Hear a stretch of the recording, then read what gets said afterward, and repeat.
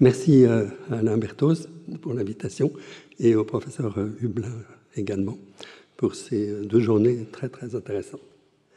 Donc je vais vous présenter quelques exemples d'utilisation, de création et d'utilisation de géométrie par le cerveau. Le premier exemple que je vais prendre, c'est celui qui est donné par le système vestibulaire et la vision, et qui est la construction de l'espace de Galilée. Alors peut-être, donc de temps en temps, les transparences sont en français, de temps en temps, ils sont en anglais, et je vais essayer de compenser, même si mon anglais n'est pas très bon, en parlant en anglais, quand c'est écrit en français. Voilà. Donc, nous enregistrons, we register unconsciously the movement of the head, and with our inner ear, as we saw yesterday in the exposé, in the talk of Romain David. And vision comes for also calibrate, stabilize, but also to join visual information to vestibular information in a coherent way. And what is spectacular is that if you look at the vestibular nuclei, for example, we see behavior of the assembly of cells, which is in agreement with the principle of gravitation and acceleration and the inertia principle discovered by Galilei.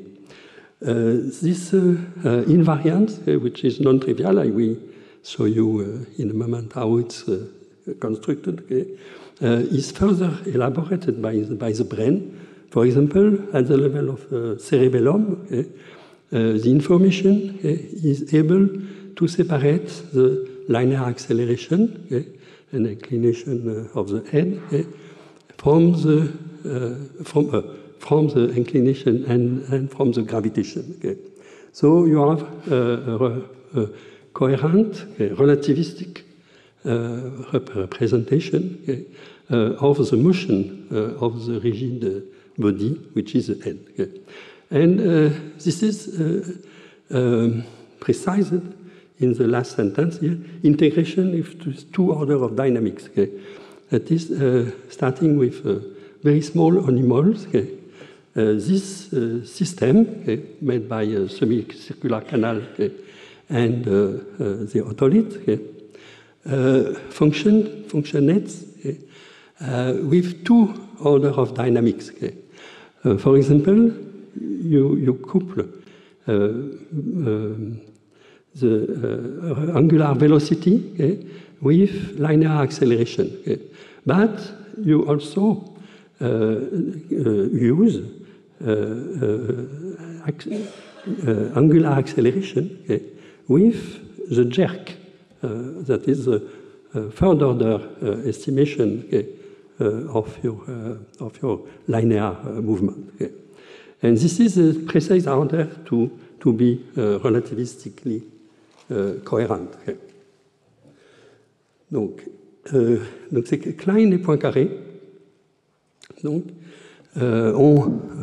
persuadé, ont découvert que en fait, la bonne façon de voir une géométrie est à travers un groupe, c'est-à-dire des transformations pour l'essentiel, et pas tellement des figures. Donc les transformations agissant sur un espace. Et tous les deux, en particulier Poincaré, a beaucoup insisté sur le fait que notre intuition, même d'un groupe, même quand on n'a jamais fait de mathématiques et vu les définitions, est beaucoup basée sur ce groupe qui apparaît ici, totalement inconscient, dans notre oreille interne, enfin dans nos 2 oreilles internes, parce qu'effectivement, elles complètent leur information. Donc un des... on dit sous-groupe, c'est-à-dire un sous-ensemble de transformations cohérentes dedans, est donné par le groupe des déplacements rigides de l'espace à 3 dimensions. C'est un groupe qui a 6 dimensions, donc 3 dimensions pour les rotations et 3 dimensions pour les translations. Le fait qu'on ait une réduction, hein, et donc une interprétation par les neurones qui suivent, à 6 dimensions comme ça, est absolument étonnant, parce que en fait, quand on regarde bien comment fonctionnent ces capteurs, ils sont tous les deux infinidimensionnels, contrairement à tous les capteurs qu'on utilise dans l'industrie. Par exemple, ici, donc, la vitesse de rotation, donc, qui est un vecteur, en fait, hein, donc, en 3 dimensions, ça représente la rotation au premier ordre seulement, est décomposée, donc, suivant 3 axes, qui sont enregistrés, donc, comme l'a montré Romain David hier, au niveau des cupulas, mais ce qui circule dedans est un fluide. Donc, ce sont les équations de Navier-Stokes, a priori, qui sont là. Et donc, elle mélange absolument tout. La vitesse n'a même pas de sens, en fait. Ce qui est vrai, là, ce sont des champs locaux. Et le système se débrouille pour extraire de cet appareil très compliqué juste le nombre de paramètres qui nous donnent les mouvements rigides dans l'espace. Les mouvements rigides dans l'espace, c'est ce qui va organiser tout notre comportement, en particulier la locomotion, bien sûr en tenant compte de plus, qui est la gravitation. Donc voilà à quoi ressemble plus en détail, voilà, pour les humains. Donc le système, lui, donnait juste pour enregistrer les rotations, et on voit bien donc en bleu ici, là, donc c'est extrait justement du travail de Romain David, les cupulas. Le mécanisme, juste une remarque peut-être, d'un point de vue mathématique, est extrêmement intéressant pour savoir comment ce système extrait seulement un vecteur et 3 paramètres. En particulier, donc ça s'appuie sur donc un théorème assez profond sur les courants harmoniques, qui dit qu'il détecte la forme topologique. En fait. C'est-à-dire qu'on a une correspondance entre des objets différentiels, des champs, et puis des formes visibles, voilà, qui est très profonde, qui est au départ de la topologie algébrique, en fait, qui est tout un pan des mathématiques au XXe siècle, et que le cerveau a parfaitement utilisé dans cette circonstance. Et donc, le fait qu'il y ait 3 anses dans cette figure correspond à certains flots, effectivement, à l'intérieur des canaux, enfin, de l'ensemble des canaux. C'est vraiment un mélange des 3 canaux. Voilà. Mais other geometries participate to the control of our movement. Okay. And one of the most spectacular was discovered by Professor Laquaniti, with, if I don't make an error, Tazuelo and Viviani, in 1983, which is named the two-third law. I will insist here on one hypothesis, one model, for this two-third law, which was found independently in the 1995 by Polik and Shapiro, and also by Tamar Flash and collaborator Ansel. So Tamar Flash cannot be here, but she worked a long time ago on this geometric invariance in the preparation of movement. Okay. Here the transformation which will intervene are mostly for the plan, because we have examined movement of a finger, of the hand, or also in locomotion, so in projection to the plan, to the horizontal plan, but it can also be exploited in 3D, where here for the trajectory you have also torsion to take in account, and it comes with another exponent, which is 1/6. So what is the phenomenon? It is a very old psychophysical experiment of Binet and Courtier, so at the end of the 19th century.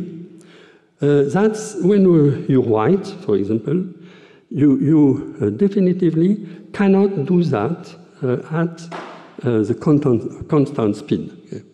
That is, you make the movement slower when it is more curved.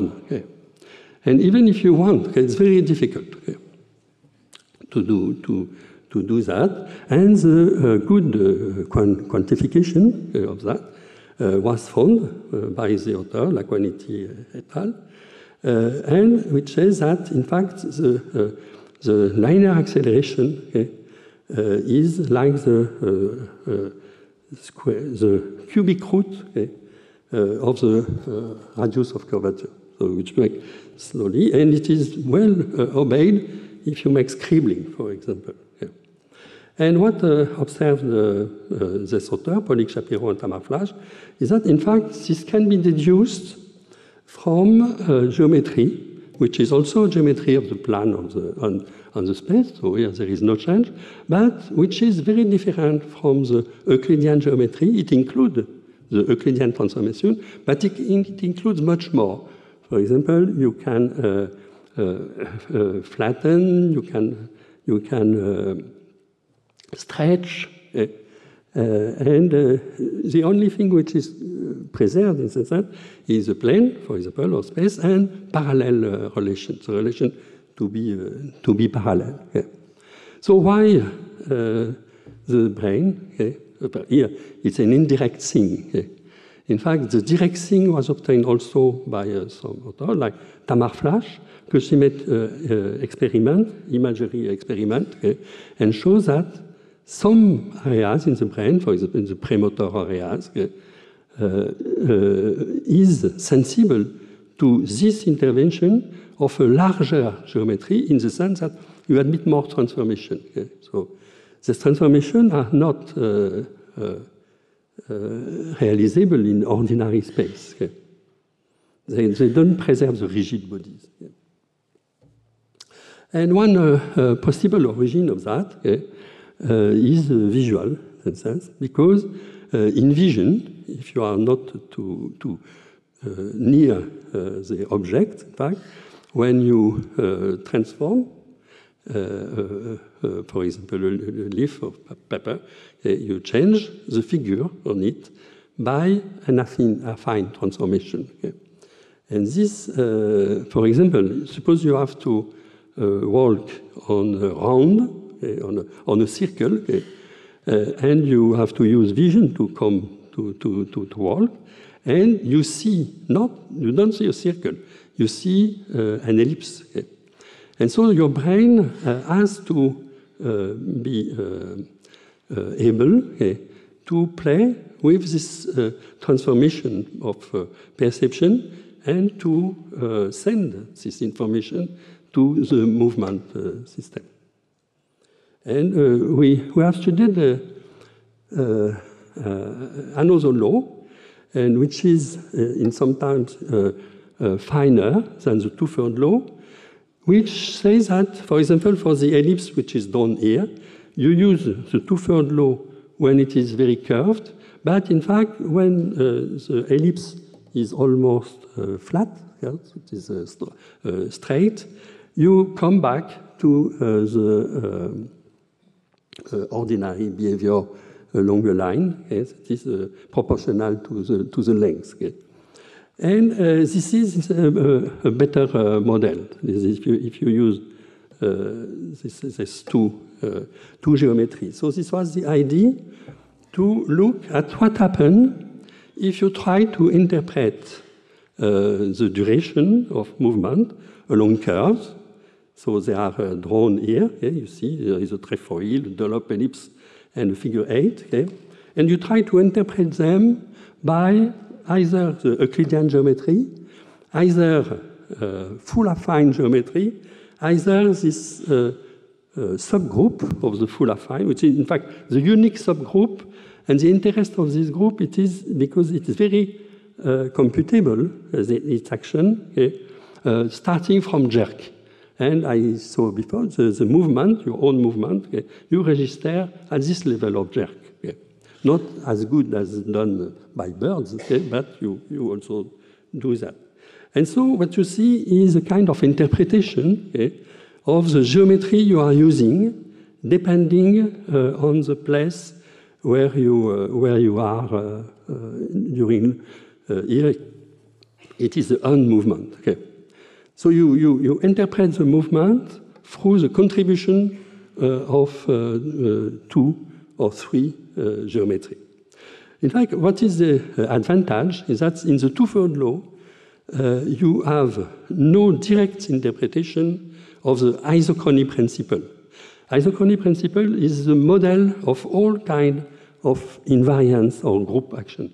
It is also an old interpretation of Binet-Courtier that if I draw a segment with my finger, for example, and immediately after I draw another segment, okay, experiment shows that you try to do the second segment at the same total time than the first. That is, you use an invariant, in some sense, which is a total time, okay, and the possibility to have transformation of the segment in another segment. But this transformation is not Euclidean, because you change the usual length. Okay? But it doesn't change the behavior. And what is very spectacular is that it's not published, but we look at this figure I show is published. It is for locomotion. Okay? That is, we apply the same strategy to interpret the duration in locomotion, okay, through geometries. And you also see an impact of this equi-affine subgroup, but also from affine. Okay? And independently, if you try this experiment, okay, you ask somebody to walk 3 meters or 6 meters, and when he has to do 6 meters after having done 3 meters with the body by locomotion, immediately the step, okay, is longer. That is, it goes quicker from the beginning. Of course, it is not as with the finger; it's not the same. Okay? But this tendency is preserved. Okay? So this is a picture, okay, of the kind of transformation you get from affine geometry. So I come to the third. Je viens, au troisième exemple de géométrie. Voilà, ce que j'ai présenté là concerne un effecteur quasiment ponctuel. C'est-à-dire que, par exemple, on étudie la projection au sol d'un point entre les épaules pendant la locomotion. Donc, il s'agit du déplacement d'un point dans un plan. Éventuellement, si je fais une trajectoire avec ma main, d'un point, l'extrémité du doigt, dans l'espace. Mais, définitivement, c'est très rare qu'on puisse ramener un mouvement à ça. C'est-à-dire que si je prends tous les mouvements naturels, qui sont par exemple notés ici, alors bon, je saute pour le moment le premier, mais le deuxième, j'attrape un objet, plein de choses sont mises en jeu. En tout cas, tout mon corps participe. Donc je ne peux pas réduire ça au mouvement d'un point. Alors ce que font les roboticiens, pour l'essentiel, c'est réduire au mouvement d'un point dans un espace de très grande dimension. C'est-à-dire qu'ils mettent ensemble tous les paramètres, par exemple ce qui mesure les articulations, les angles, les muscles, etc. Et on est en très grande dimension. Mais on continue de programmer ça avec des points. Ce qu'on a supposé avec Alain, pour des raisons qui tiennent aux observations sur le cerveau, mais aussi à la manière dont fonctionnent les réseaux, c'est qu'en fait, c'est peut-être pas comme ça qu'il faut faire. Il vaut mieux exploser l'espace, comme le fait le cerveau finalement, c'est-à-dire au lieu de concentrer un modèle du mouvement dans une place, dans une aire, même pour le vestibulaire, donc dès que vous êtes dans des noyaux, en fait, l'information est dispersée. Donc c'est une information qui va être dispersée mais cohérente. Alors ça a un effet extraordinaire sur l'espace. Effectivement, il n'y a plus d'espace ordinaire, mais il y a une collection d'espace. Et cette collection d'espaces ont tous une forme de géométrie. Alors, on voit assez vite que certains vont être guidés par des géométries comme celles que j'ai dit, c'est-à-dire avec des groupes, à la Klein et Poincaré, mais d'autres ne pourront pas. Par exemple, si je prends mon bras, effectivement, la commande du bras ne sera jamais faite par un groupe. Sinon, je vais casser mon bras. Il y a des limites ici et qui font qu'on a utilisé un objet plus général dont je vais vous parler dans un instant, y compris donc pour chacun des espaces. Mais le gain ici, c'est d'avoir divers espaces et on dit qu'ils n'en constituent qu'un parce que l'information circule entre ces espaces. Donc je vais tout de suite vous donner un exemple. Alors ici, donc, ce sont les 5 espaces sur lesquels on a travaillé. Donc certains avec des groupes expérimentaux. Je suis désolé, donc, Anne-Hélène, je n'ai pas cité, mais à Rennes, par exemple, pour la locomotion. Donc il y a des expériences en cours pour tester cette hypothèse de multiplicité d'espaces. Donc le corps, l'espace reaching, grasping, la locomotion, la navigation, voilà, l'imagination. Alors l'hypothèse sur laquelle on est d'accord avec Alain, et c'est la seule connexion peut-être avec les Jeux Olympiques qui est faite ici, c'est qu'on ne peut pas inscrire les mouvements d'un sport donné exactement dans un de ces 5 espaces. En général, ils sont un peu à cheval ou carrément différents, mais l'hypothèse, c'est qu'il existe effectivement des espaces dans le cerveau de ce type, c'est-à-dire qu'un sportif ne fait pas seulement accroître ses muscles, mais va améliorer les connexions entre des aires qui correspondent à ce nouveau type d'espace. Donc je vais vous en montrer un. Oui, je n'ai pas fait donc du coup celui du vélo mais le javelot, on comprend bien en fait ce que ça veut dire. Ça va être un peu sur le même modèle qu'ici. Donc,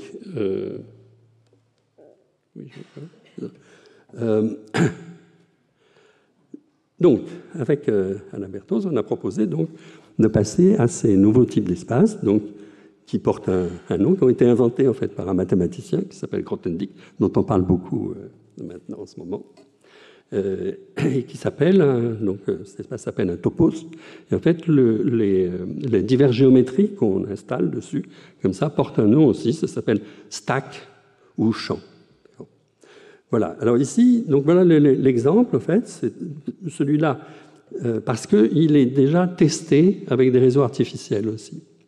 C'est donc cet espace pour reaching grasping, et vous voyez qu'il y a essentiellement 3 régions dans le cerveau qui sont systématiquement activées, quels que soient les modèles qu'on fait, qui sont une plutôt dédiée à comprendre l'objet, donc quelle est la géométrie, effectivement, au sens peut-être visuel de l'objet, mais pas seulement la géométrie dans la mesure où, par exemple, le poids d'un objet compte beaucoup dans la préparation que vous allez faire pour attraper quelque chose, savoir si c'est un marteau ou si c'est un verre d'eau, vous ne faites pas la même chose. Si le verre est plein ou vide, par exemple, vous faites aussi des choses différentes.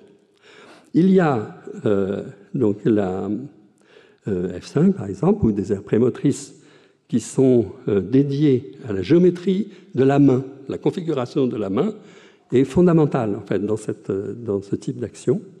Et c'est aussi une géométrie d'une richesse exceptionnelle. Et puis, il y a le bras, effectivement, dans ce cas-là, par exemple, pour atteindre et saisir l'objet. Vous voyez que ces 3 géométries sont différentes. Alors, comment se parlent-elles? Alors là, c'est un phénomène très, très intéressant, donc, je vais donner de façon abstraite ici.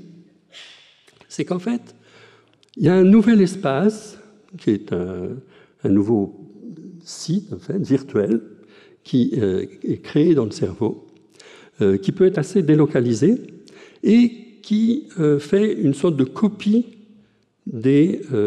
par exemple ici, 3 espaces, de manière à savoir travailler dans les 3 géométries. La conséquence mathématique, c'est que quand celui-là va envoyer de l'information, il crée quelque chose. C'est quelque chose qui n'est pas purement sensoriel. Donc la morale qu'on tire de ce modèle, déjà, qui je trouve en soi intéressante, c'est que de façon nécessaire, du point de vue mathématique, Quand vous prenez ce type d'espace délocalisé, essentiellement, il apparaît des nouveaux points, ça s'appelait des points, mais même si ce n'est pas des points ordinaires, où quelque chose de nouveau est créé. Alors, attendez, peut-être...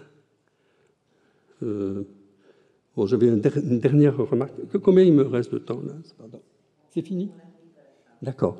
Bon, je vais finir. Je voulais terminer par une géométrie qui est plus liée à la conscience, mais peut-être je vais rester donc avec cet exemple-là.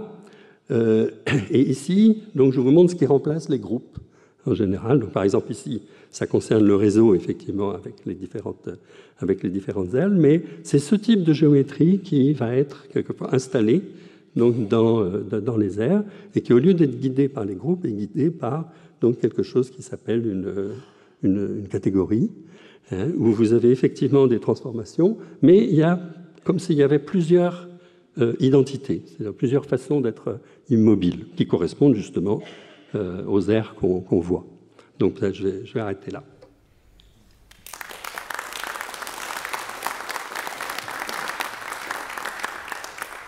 Merci beaucoup. Comme ça, nous avons le temps pour quelques questions. Tout petit mot concernant les questions sur la mécanique. Vous avez bien compris que dans cette affaire, moi, je suis que l'expérimentaliste qui essaye désespérément, sans comprendre les mathématiques de Daniel, de trouver des preuves. Et je voulais mentionner que nous avons effectivement deux séries de travaux actuellement.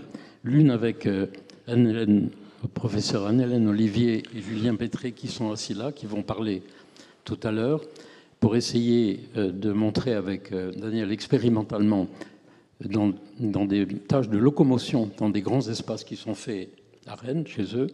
Et nous avons un deuxième projet qui est fait avec une équipe de roboticiens à Compiègne. Donc effectivement, maintenant, la difficulté, le défi, c'est d'essayer de trouver des preuves expérimentales. Et je mentionne aussi que ces différents espaces, ils avaient été suggérés par les neurologues il y a longtemps, et tu es toi-même neurologue, avec des pathologies très différentes sur l'espace de préhension, etc. Donc le défi, c'est que maintenant, il va falloir travailler pour arriver à démontrer tout ça et les relations avec la mécanique. Eh bien, on peut vous remercier pour cette riche discussion, Daniel. Merci beaucoup.